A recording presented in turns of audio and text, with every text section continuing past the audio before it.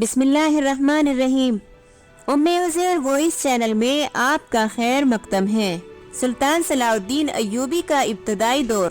سلطان صلاح الدین نسلاً کرد تھے۔ وہ 1138 میں کردستان کے علاقے تکریت میں پیدا ہوئے جو اب عراق میں شامل ہے۔ شروع میں وہ سلطان نور الدین زنگی کے یہاں ایک فوجی افسر تھے۔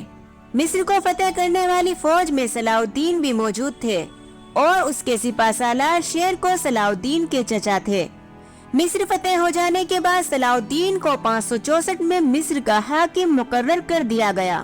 اسی زمانے میں 569 میں انہوں نے یمن بھی فتح کر لیا۔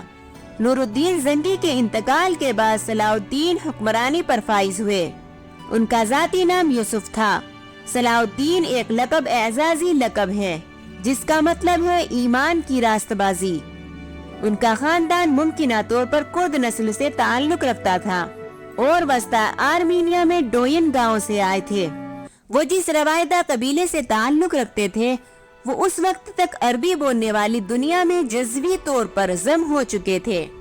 صلاح الدین کے دور میں شیخ عبد القادر غیلانی سے زیادہ کسی عالم کا اثر و رسوخ نہیں تھا اور صلاح الدین ان سے اور ان کے شاگردوں سے بہت زیادہ متاثر تھے۔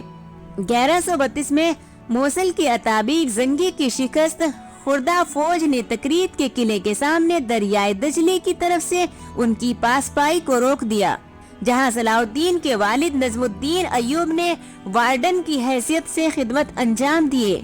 نجم الدین ایوب نے فوج کے لیے کشتیاں فراہم کی اور انہیں تکریت میں پناہ دی۔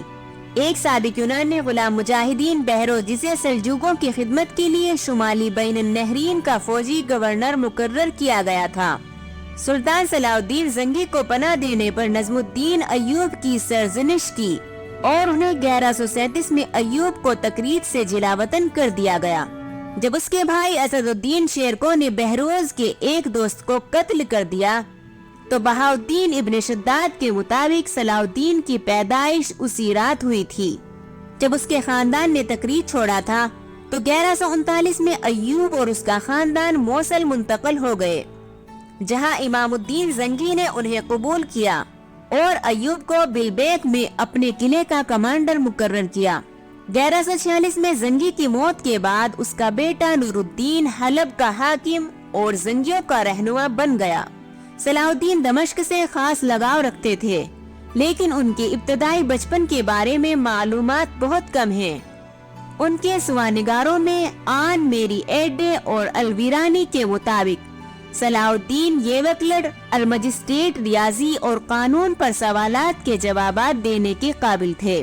یہ علم قرآن اور علوم دین تھا جس نے انہیں اپنے ہم اسروں سے جوڑا۔ متعدد ذرائع کا دعویٰ ہے کہ اپنی تعلیم کے دوران وہ فوج میں شامل ہونے کے بجائے مذہبی علوم میں زیادہ دلچسپی رکھتے تھے۔ ایک اور عنصر جس نے مذہب میں ان کی دلچسپی کو متاثر کیا وہ یہ تھا کہ پہلی صلیبی جنگ کے دوران یروشلم کو عیسائیوں نے لے لیا تھا۔ اسلام کے علاوہ صلاح الدین کو عربوں کے نسب نامے، سوائے حیات اور تاریخ کے ساتھ ساتھ عرب گھوڑوں کی خونی لکیروں کا بھی علم تھا۔ وہ کرد اور عربی بولتے تھے اور ترکی اور فارسی بھی جانتے تھے۔ Thanks for watching Uzair voice. Like and share and subscribe, press the bell icon and thank you so much.